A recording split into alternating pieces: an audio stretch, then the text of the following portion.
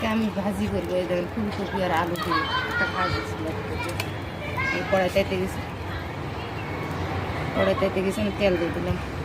তেলের উপর আমি পেঁয়াজ, কাঁচামরিচ আর রসুন কুচি দিলাম। এগুলো লাল লাল হয়ে গেলে আমি গোটা জিরা দিলাম। ভাজিতে গোটা জিরা দিলে না তার তলে পড়লে সেই স্বাদ না।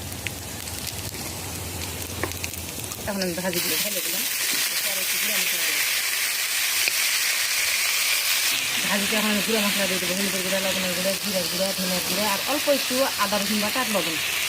আদা রসুন বাটা দিলে না গন্ধটা চলে যায়। ভাজি কখনো হয়ে গেছে একটু পরিমাণ মতো পানি দিয়ে দিই, সিদ্ধ হওয়া পর্যন্ত ঢেকে দিই, দিয়ে ভাজা ভাজা করে নামি। একটু ভাজি সিদ্ধ হয়ে গেছে। এখন ভাজিগুলো আমি হলে লাল লাল করে ভাজবো। একটু নেড়া দিচ্ছি এখন ভাজিটা।